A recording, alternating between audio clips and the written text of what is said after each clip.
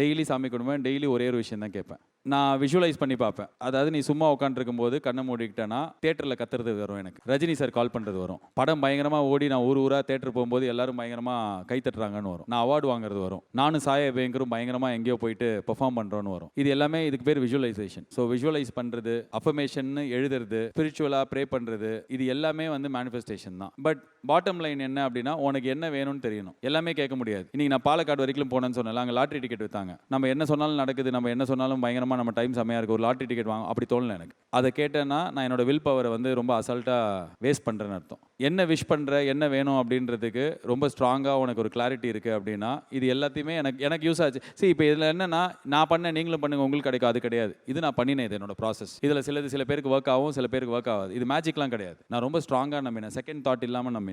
Wenfields Menswear. Tailored confidence moves with you. Available in all leading textile showrooms.